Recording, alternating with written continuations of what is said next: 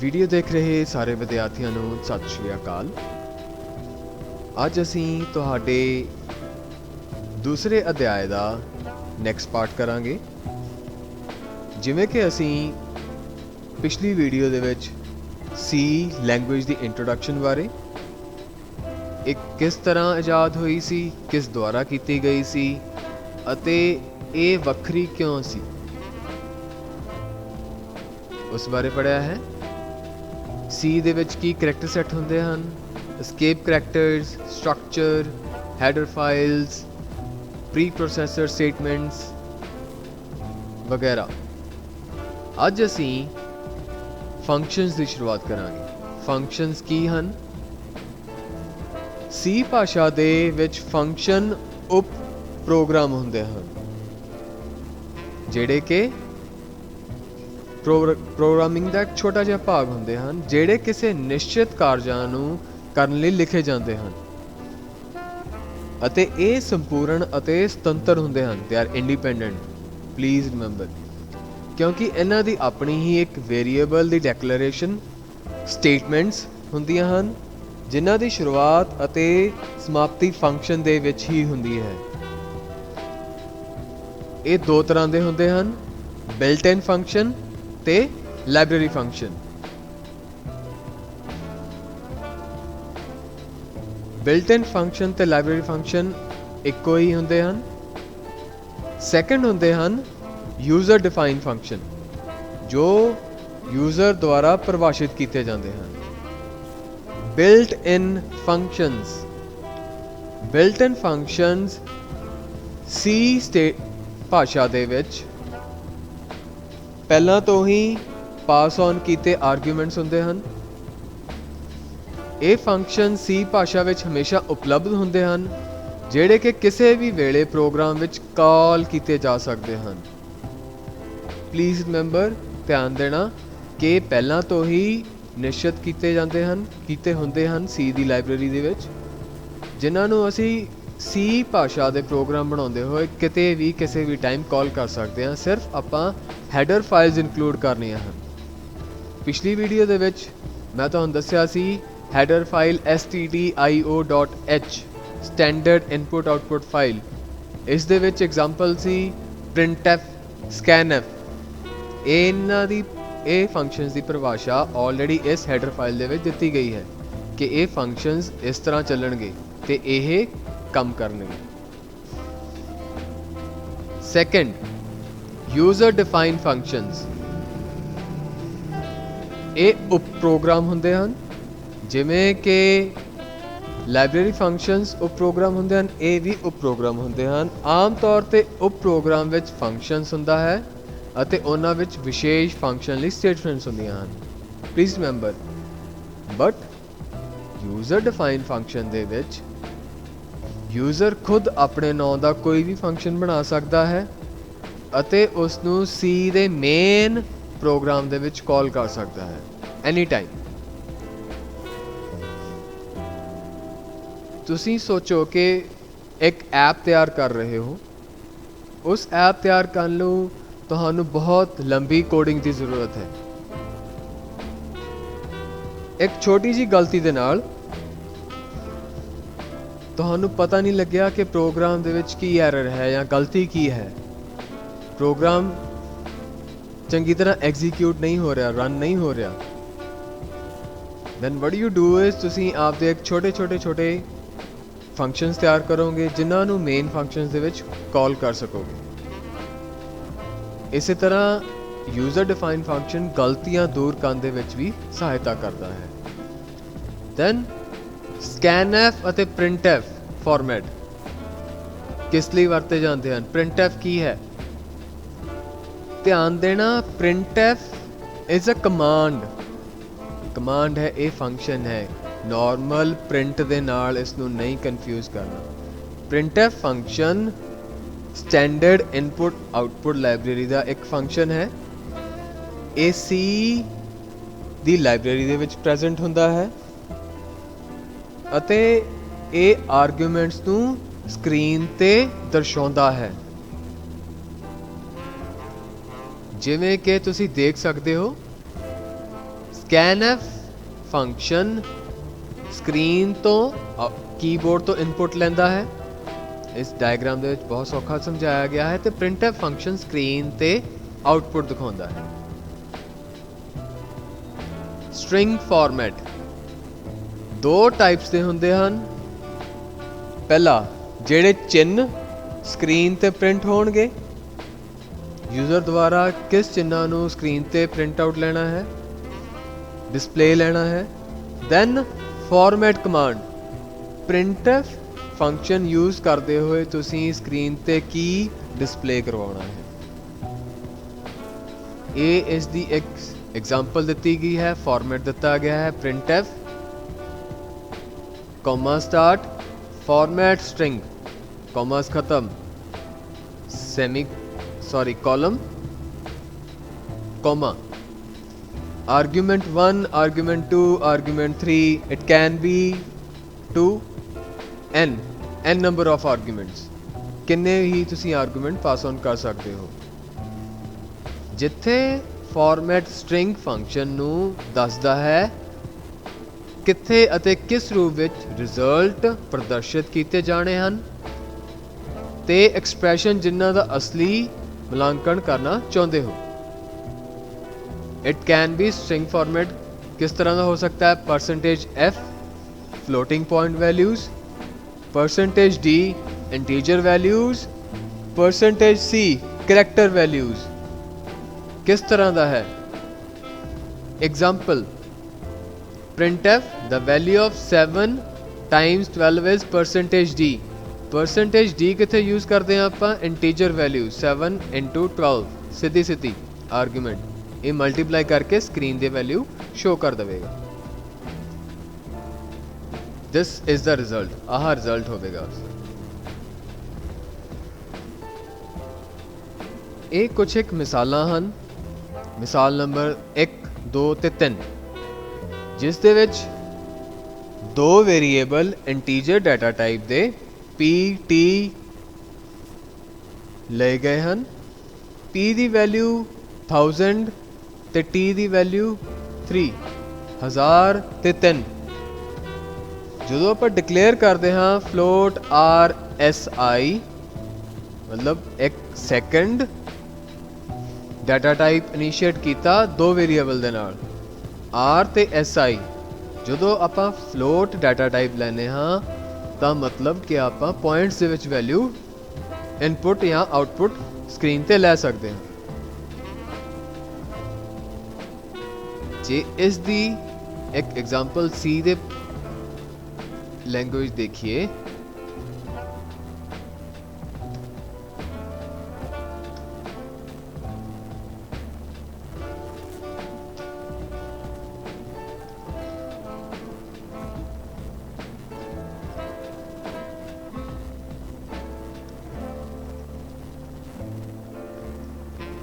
इत्थे आपां निश्चित किया include stdio.h conio.h then main function start किया। डाटा टाइप इनिशिएट किया इंटीजर 2 p ते t principal and time float r ते si रेट। then इत्थे मैं स्क्रीन ते की कह रहा printf फंक्शन यूज कर रहा enter the value of principal p time t rate r। जिवें कि आपां पिछली वीडियो दे विच देखिया सी \n is an escape character जिथे ये यूज हो जाता है। ये दसदा है कि जो इस दे मगर लिखिया होया है इस तो बाद आने वाली लाइन नैक्सट लाइन दे विच चली जाए। दो जगह ते ब्रेक आ रही है, आ पहली लाइन दे विच शो होवेगा, टाइम सैकेंड ते है थर्ड दे विच। उस तो बाद स्कैनf यूजर तो इनपुट लेंदा है %d for integer data type, %d again for integer, then %f। हुण f आपां क्यों लिया है, क्योंकि आपां फ्लोटिंग वैल्यू एंटर करवा रहे हैं r। हुण इस वैल्यू किहड़ियां होण, एंड p पहली एंड t टाइम अगेन ये दोने इंटीजर डाटा टाइप दी हन, इसे करके आह दो %d लिया है। दैन जो आप आर की वैल्यू प्रिंट करवानी है, इनपुट करनी है, sorry, a percentage F. Simple आप वैल्यू पुट की S I is equal to simple arithmetic operation है P into R into T, तिना गुणा करके 100 के डिवाइड कर दे ते उसका रिजल्ट कितने शो करे, percentage F S I and result इत्थे। हुण जे इसनू आपां कंपाइल करते हाँ, दिस इज एस्केप करैक्टर दे नाल परसेंटेज एन बैकस्लैश एन लग्या सी, तो उस तो बाद टाइम ते आर नैक्सट लाइन दे विच आ चुके हैं। हुण इत्थे मैं वैल्यू प्रिंट करदा, इनपुट करदा है 1000,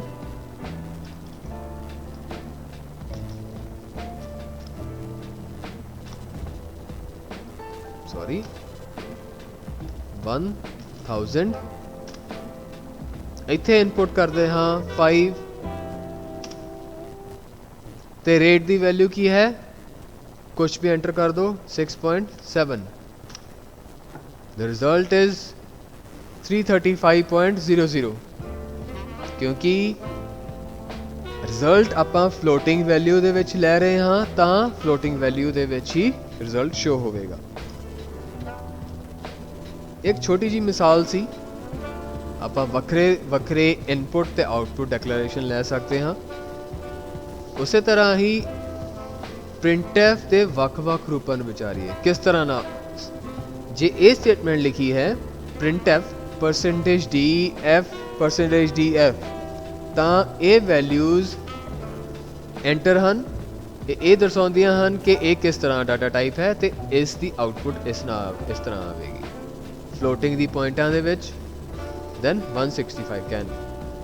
simple interest is equal to rupees percentage F and S आई।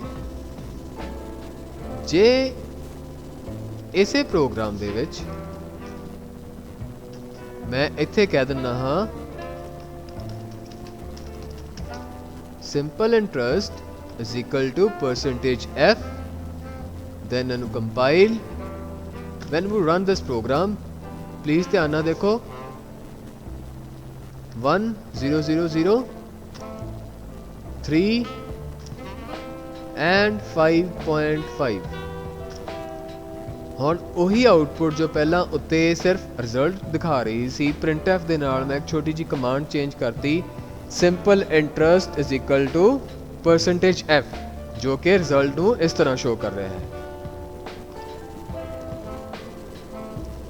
इसी तरह ही आपां प्रिंटफ करते यूज करते हुए मल्टीपल वैल्यूज दी भी एस्केप करैक्टर्स दिस वैल्यू ये नेक्स्ट लाइन दे विच शो कर देंगे, सेम उसी तरह।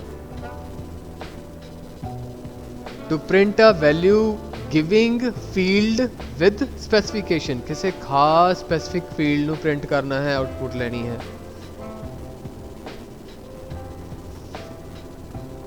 Percentage F and percentage F, this is a mistake, इत्थे 7.3 नहीं पाना है, ये मिस्टेक है, तुसी सीधा सीधा ही परसेंटेज एफ लिखनी है।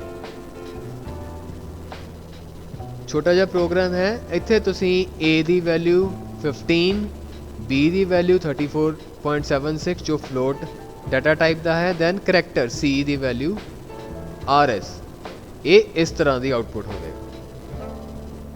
मल्टीपल आउटपुट स्कैनएफ, जिवें कि मैं तुहानूं पहलां दस्सिया, स्कैनएफ इज अ फंक्शन जिहड़ा यूजर तो वैल्यू इनपुट करवाउंदा है थ्रू कीबोर्ड या होर different devices.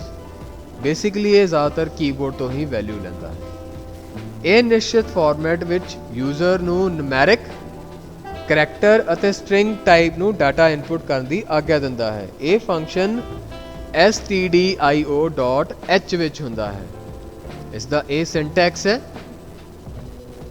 scanf bracket start, comma start, formatting string, commas खत्म, देन एंड। इस दी एग्जांपल जो आप वैल्यू इनपुट करवानी है तो देन एंड यूज होंगे। और ये एंड क्यों यूज होंदा है? क्योंकि ये वैल्यू एड्रैस दसदा है। एंड चिन्ह एड्रैस दी ऑपरेटर करके दसदा है।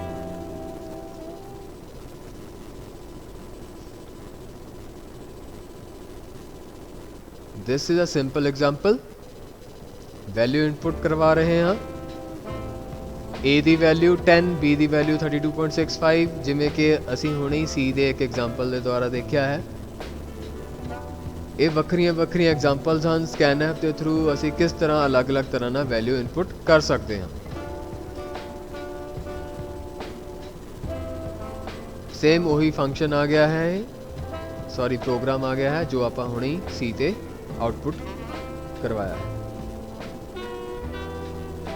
ਇਹ ਨੈਕਸਟ ਐਗਜ਼ਾਮਪਲ ਹੈ। ਇੱਕ ਇਸ ਮਿਸਾਲ ਦੇ ਵਿੱਚ ਤੁਸੀਂ ਟੈਂਪਰੇਚਰ ਨੂੰ ਪ੍ਰਿੰਟ ਕਰਵਾ ਰਹੇ ਹੋ। ਇੱਕ ਸਿੰਪਲ ਫਾਰਮੂਲਾ ਲੱਗਿਆ ਹੈ। ਸੀ ਪ੍ਰੋਗਰਾਮ ਨੂੰ ਤੁਸੀਂ ਕਿਸ ਤਰ੍ਹਾਂ ਸਟਾਰਟ ਕਰਨਾ ਹੈ। ਵਿੰਡੋਜ਼ ਦੇ ਪਲੇਟਫਾਰਮ ਤੇ ਤੁਸੀਂ ਟਰਬੋ ਸੀ ਦਾ ਇਸਤੇਮਾਲ ਕਰ ਸਕਦੇ ਹੋ। ਮੈਂ ਤੁਹਾਨੂੰ ਪਹਿਲਾਂ ਵੀ ਦੱਸਿਆ ਸੀ, C is a third generation language. ਇਹ ਮਿਡਲ ਤੇ ਹਾਈ ਦੋਨਾਂ ਦੇ ਵਿੱਚ ਵਰਤੀ ਜਾਂਦੀ ਹੈ। ਬਟ ਟੁਡੇ ਅੱਜ ਕੱਲ੍ਹ ਦੇ ਜ਼ਮਾਨੇ ਦੇ ਵਿੱਚ ਤੁਸੀਂ ਵਿੰਡੋਜ਼ ਤੋਂ ਸਟਾਰਟ ਕਰਦੇ ਹੋ, ਆਲਰੇਡੀ ਕਮਾਂਡ ਬੇਸ ਤੋਂ ਨਹੀਂ ਸਟਾਰਟ ਕਰਦੇ ਪੀਸੀ ਨੂੰ। ਇਸੇ ਕਰਕੇ ਤੁਸੀਂ ਵਿੰਡੋਜ਼ ਦੇ ਵਿੱਚ ਟਰਬੋ ਸੀ ਐਪਲੀਕੇਸ਼ਨ ਸੌਫਟਵੇਅਰ ਦਾ ਇੰਸਟਾਲ ਕਰੋ, ਉਸ ਤਰ੍ਹਾਂ ਯੂਜ਼ ਕਰੋ ਤੇ ਯੂਜ਼ ਕਰ ਸਕਦੇ ਹੋ। ਇਹ ਇੰਸਟਾਲੇਸ਼ਨ ਟਰਬੋ ਸੀ ਨੂੰ ਇੰਸਟਾਲ ਕਰਨ ਦੇ ਤਰੀਕੇ ਹਨ। turbo c tc.exe ਨੂੰ ਤੁਸੀਂ ਕਿਸ ਫੋਲਡਰ ਦੇ ਵਿੱਚ ਇੰਸਟਾਲ ਕਰਨਾ ਹੈ ਤੇ ਕਿਹੜੀਆਂ ਫਾਈਲਾਂ ਹੁੰਦੀਆਂ ਹਨ। ਇਹ ਤੁਹਾਡੀ ਮੇਨ tc ਦੀ ਫਾਈਲ ਹੈ turbo c, then tc.exe ਤੇ ਡਬਲ ਕਲਿੱਕ ਕਰੋ। ਵਿੰਡੋਜ਼ ਦੇ ਵਿੱਚ ਇਸ ਤਰ੍ਹਾਂ ਦਾ ਆਪਸ਼ਨ ਖੁੱਲੇਗੀ, ਇਹ ਵਿੰਡੋ ਖੁੱਲੇਗੀ। ਇਸ ਵਿੰਡੋ ਦੇ ਵਿੱਚ ਤੁਸੀਂ ਫਾਈਲ ਨਿਊ ਕਲਿੱਕ ਕਰਦੇ ਹੋ।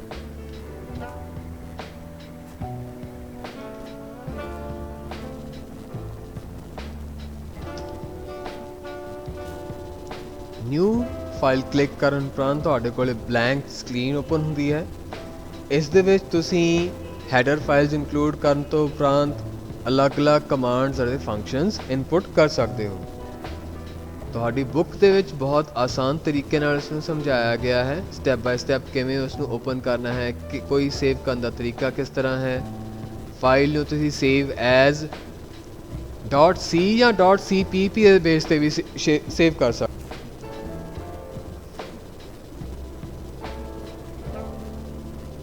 ਪ੍ਰੋਗਰਾਮ ਦਾ ਕੰਪਾਈਲੇਸ਼ਨ ਤੇ ਐਗਜ਼ੀਕਿਊਸ਼ਨ ਕਿਵੇਂ ਹੈ। ਜਿਵੇਂ ਹੀ ਤੁਹਾਡਾ ਪ੍ਰੋਗਰਾਮ ਬਣ ਜਾਂਦਾ ਹੈ, ਸਭ ਤੋਂ ਪਹਿਲਾਂ ਉਸ ਨੂੰ ਕੰਪਾਈਲ ਕਰਨਾ ਹੈ। ਤੁਸੀਂ ਕੰਪਾਈਲ ਸੀ ਦੇ ਪ੍ਰੋਗਰਾਮ ਨੂੰ ਕੰਪਾਈਲ ਕਰਨ ਦੇ ਲਈ ਈਦਰ ਤੁਸੀਂ ਆਲਟਰ ਸੀ ਤੇ ਸਿੱਧਾ ਕੰਪਾਈਲ ਤੇ ਕਲਿੱਕ ਕਰ ਸਕਦੇ ਹੋ, ਜਾਂ ਫਿਰ ਆਲਟਰ ਪਲੱਸ F9 ਨੂੰ ਦਬਾ ਸਕਦੇ ਹੋ। ਉਹ ਸੇਮ ਕਮਾਂਡ ਯੂਜ਼ ਕਰਦਾ ਹੈ। ਇਹਨਾਂ ਨੂੰ ਹੌਟ ਕੀਜ਼ ਵੀ ਕਿਹਾ ਜਾਂਦਾ ਹੈ, ਜੋ ਕਿ ਸਟ੍ਰੇਟ ਤੁਹਾਨੂੰ ਆਨਸਰ ਤੇ ਲੈ ਜਾਂਦੀਆਂ ਹਨ। ਈਜ਼ੀ।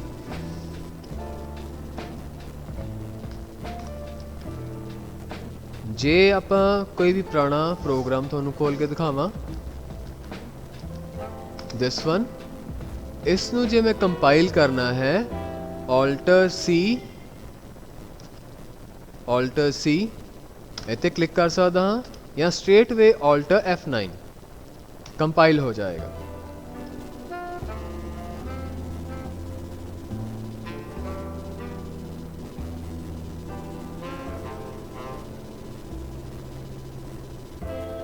ਪ੍ਰੋਗਰਾਮ ਦਾ ਨਤੀਜਾ ਦੇਖਣ ਲਈ ਆਲਟਰ ਪਲੱਸ F5। ਸਕਰੀਨ ਤੇ ਆਉਟਪੁੱਟ ਤੁਹਾਡੀ ਜ਼ਿਆਦਾਤਰ ਨਹੀਂ ਆਉਂਦੀ। ਜ਼ਿਆਦਾਤਰ ਆਪਾਂ ਆਉਟਪੁੱਟ ਦੇਖਣ ਦੇ ਲਈ ਕੀ ਯੂਜ਼ ਕਰਦੇ ਹਾਂ, conio.h।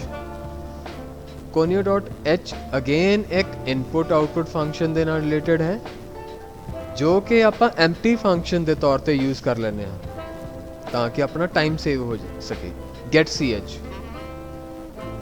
getch ਇੱਕ ਖਾਲੀ ਫੰਕਸ਼ਨ ਪਾਸ ਔਨ ਕਰਦੇ ਹਾਂ ਤਾਂ ਕਿ ਇਹ ਸਕਰੀਨ ਦੇ ਉੱਤੇ ਰੁਕੇ ਤੇ ਯੂਜ਼ਰ ਤੋਂ ਇੱਕ ਖਾਲੀ ਇਨਪੁਟ ਲਵੇ ਤਾਂ ਅੱਗੇ ਵਧੇ।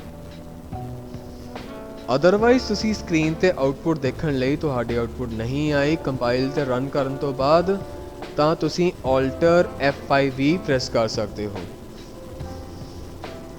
ਇਸ ਦੇ ਨਾਲ ਤੁਹਾਡਾ ਨਤੀਜਾ ਸਕਰੀਨ ਤੇ ਡਿਸਪਲੇ ਹੋ ਜਾਵੇਗਾ। conio.h clear screen। ਹੁਣ ਤੁਸੀਂ ਨੋਟ ਕੀਤਾ ਹੋਵੇਗਾ ਕਿ ਤੁਹਾਡੇ ਰਿਜ਼ਲਟ ਆਟੋਮੈਟਿਕਲੀ ਇੱਕ ਦੇ ਪਿੱਛੇ ਆ ਜਾਂਦੇ ਹਨ। ਤਾਂ ਇਸੇ ਪ੍ਰੋਗਰਾਮ ਦੇ ਵਿੱਚ ਤੁਸੀਂ ਸਟਾਰਟਿੰਗ ਦੇ ਵਿੱਚ conio.h ਤਾਂ ਲਗਾ ਹੀ ਦਿੱਤਾ ਹੈ। ਇਸ ਦੇ ਵਿੱਚ ਇੱਕ ਹੋਰ ਫੰਕਸ਼ਨ ਹੈ CLRSCR। ਇਸ ਦਾ ਮਤਲਬ ਹੈ ਕਲੀਅਰ ਸਕਰੀਨ। ਜੋ ਪਹਿਲਾਂ ਵਾਲਾ ਰਿਜ਼ਲਟ ਹੈ ਉਹ ਕਦੇ ਡਿਸਪਲੇ ਨਹੀਂ ਹੋਵੇਗਾ। ਇਹ ਹਮੇਸ਼ਾ ਤੁਹਾਡੇ ਨਵੇਂ ਰਿਜ਼ਲਟ ਨੂੰ ਹੀ ਡਿਸਪਲੇ ਕਰੇਗਾ ਔਨ ਦਾ ਟੌਪ। 1003.5.5। ਇਸ ਨੂੰ ਜੇ ਮੈਂ ਦੁਬਾਰਾ ਵੀ ਰਨ ਕਰਦਾ ਹਾਂ ਤਾਂ ਨਵਾਂ ਸਕਰੀਨ ਹੀ ਪੇਸ਼ ਹੋਵੇਗਾ। ਕਲੀਅਰ ਸਕਰੀਨ ਤੁਹਾਡੇ ਪਹਿਲੇ ਵਾਲੇ ਰਿਜ਼ਲਟ ਨੂੰ ਸਕਰੀਨ ਤੋਂ ਹਟਾ ਦੇਵੇਗਾ। 3.5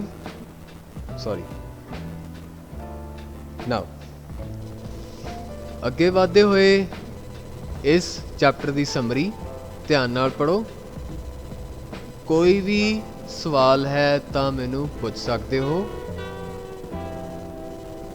ਇਸ ਦੇ ਨਾਲ ਹੀ ਇਸ ਵੀਡੀਓ ਦੀ